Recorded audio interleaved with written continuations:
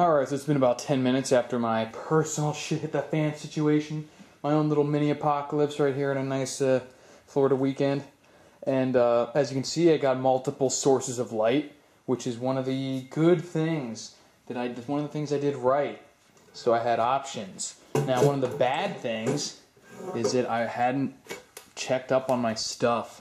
It had been too long. So that this lamp here, while it's the best, it's the brightest, my little propane lantern, there's downsides to it. And one of the biggest downsides was the mantles were old and had broken, like disintegrated. I don't know if any of you know anything about propane lanterns, you know that the mantles, the part that actually burns, similar to the filament in a light bulb, they're extremely fragile. And this one, they basically turned to dust.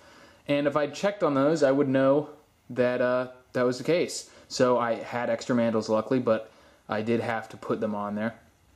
So that took a few minutes. No reason why I should have to do that in the dark. Luckily, I didn't have to do it in the dark because I had my flashlights. I had my, fuel lantern, kerosene lamp. It's not really kerosene, it's just lamp oil. I had my headlamp, so I could use both my hands. These things are awesome, but that's another thing. The batteries in my headlamp were extremely low. So I had to use my lantern and my flashlight to change the batteries on my headlamp. Luckily, I had extra batteries, so it wasn't a complete fail, but I was very disappointed with the readiness level of a bunch of my stuff. I'd gotten complacent. This is another lantern I had, and this is a dual fuel lantern. And again, it wasn't ready to go. The mantle was fine, but I don't think it has any fuel in it. And the little handle, the fuel cap, is extremely tight. I couldn't get it open. Didn't spend a whole lot of time trying because I had other options, but kind of pissed me off. So that's definitely a learning experience. Make sure my stuff is ready to go. And so the takeaway points from this are: check your stuff, check your batteries, check your mantles, your wicks, your fuel, all that stuff. And the second learning point is have alternatives or backups. I would be in a dark place right now if I didn't have multiple sources of light.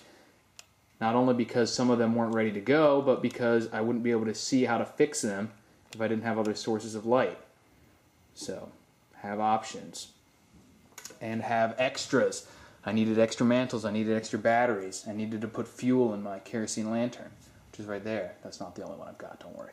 So, have extras, have backups, have your stuff ready to go, inspect it periodically before the power goes out.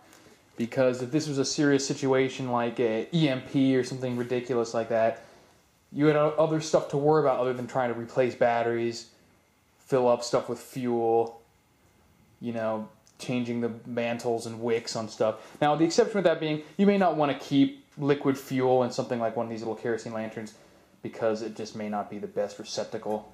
Oh, there we go. The power came back on. But it still was a good learning experience. So, got a couple takeaways from that. It's always good to have these little things so you can see exactly where you're at. I got a list of stuff that I wrote down by the light of my lanterns that I can do. So a few things I need to pick up, a few things I need to square away. So it was a good experience. And you guys should, you can do this actually without having a real power outage if you want to get a couple of like-minded people together and say, at some point over the next month or so, just give me a random call or text message and say, bam, the power's out. And then you got to, hit the circuit breaker, cut your power off, and see where all your stuff's at then.